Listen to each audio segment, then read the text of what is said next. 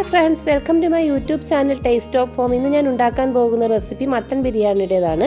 നമുക്ക് വീഡിയോയിലേക്ക് പോയാലോ? ആദ്യം തന്നെ ഒരു മിക്സിയുടെ ജാർ എടുത്ത് അതിലേക്ക് പച്ചമുളകും വെളുത്തുള്ളി ഇഞ്ചിയും കൂടെ ഒന്ന് ക്രഷ് ചെയ്തെടുക്കാം.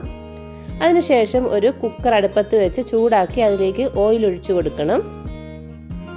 ഓയിൽ ചൂടായി വരുമ്പോൾ നമ്മൾ ക്രഷ് ചെയ്ത് വെച്ചിരിക്കുന്ന ആ ഇഞ്ചി വെളുത്തുള്ളി പച്ചമുളകിൻ്റെ പേസ്റ്റ് ഇട്ട് നന്നായിട്ടൊന്ന് ഇളക്കി കൊടുക്കാം. അതിലേക്ക് നമുക്ക് അരിഞ്ഞു വെച്ചിരിക്കുന്ന സവോള ഇട്ട് കൊടുക്കാം. അത് നന്നായിട്ടൊന്ന് മിക്സ് ചെയ്യണം. ഇതെല്ലാം നന്നായിട്ടൊന്ന് വഴണ്ട് വരണം. അതിലേക്ക് കുറച്ച് ഉപ്പിട്ട് കൊടുക്കാം. അതിനുശേഷം കുറച്ച് നെയ്യും കൂടെ ഒഴിച്ചു കൊടുക്കാം.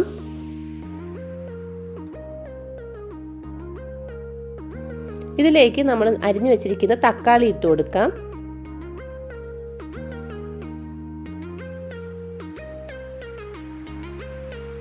ഇതിലേക്ക് മല്ലിച്ചെപ്പും പുതിനയുടെ ഇലയും കൂടെ ഇട്ട് കൊടുക്കാം.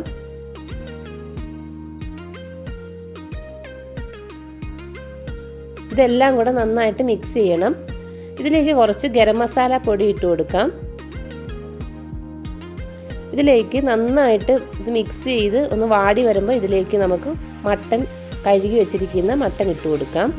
ഇതെല്ലാം കൂടെ നന്നായിട്ടൊന്ന് മിക്സ് ചെയ്യണം. ഇതിലേക്ക് വെള്ളം ഒഴിക്കരുത്. നന്നായിട്ട് മിക്സ് ചെയ്തിട്ട് ഇത് അടുപ്പത്ത് വെച്ച് അടച്ച് വേവിക്കാം.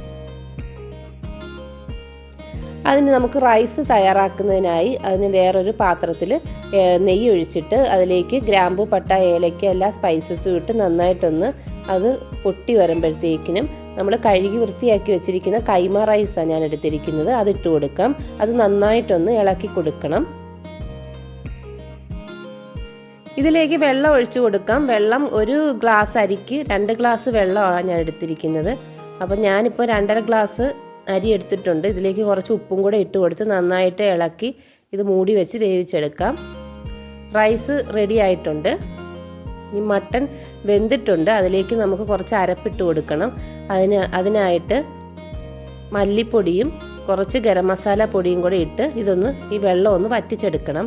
ഇനി നമുക്ക് ദം ഇടാൻ വേണ്ടി ഒരു വലിയൊരു പാത്രം എടുത്തിട്ട് അതിലേക്ക് നെയ്യ് തടയി കൊടുക്കണം. അതിലേക്ക് നമ്മൾ ഈ വറ്റിച്ച് വെച്ചിരിക്കുന്ന മട്ടൻ ഇട്ട് കൊടുക്കാം.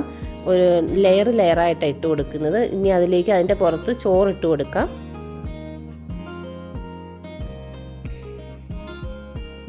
ചോറെല്ലായിടവും നിരത്തി കൊടുക്കണം.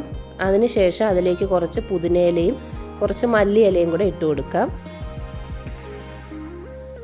ഇതിലേക്ക് കുറച്ച് വറുത്ത് വെച്ചിരിക്കുന്ന സവോള ഇട്ട് കൊടുക്കാം. കുറച്ച് കാഷ്നട്ട് ഇട്ട് കൊടുക്കാം. കുറച്ച് കിസ്മിസ് ഇട്ട് കൊടുക്കാം. കുറച്ച് പൈനാപ്പിൾ അരിഞ്ഞത് ഇട്ട് കൊടുക്കാം. 2-3 തക്കാളി അരിഞ്ഞത് ഇട്ട് കൊടുക്കാം. ഇതിലേക്ക് കുറച്ച് നെയ്യും കൂടെ ഒഴിച്ചു കൊടുക്കാം. വീണ്ടും നമ്മൾ മട്ടൻ ഇട്ട് കൊടുക്കണം. ഇതെല്ലാം കൂടെ ഒന്ന് നിരത്തി സ്പ്രെഡ് ചെയ്യണം. ഇതിൻ്റെ പുറത്ത് വീണ്ടും നമുക്ക് റൈസ് ഇട്ട് കൊടുക്കണം. അത് നന്നായിട്ടൊന്ന് എല്ലായിടും ഒന്ന് നിരത്തി വെച്ച് കൊടുക്കണം.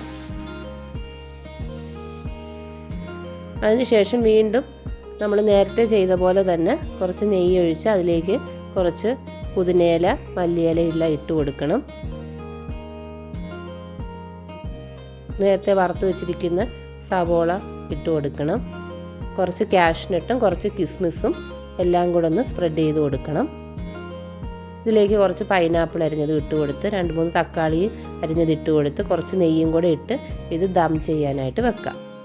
ചെറിയ തീയിലിട്ട് വേണം ചെയ്യാൻ. അങ്ങനെ ബിരിയാണി റെഡി ആയി.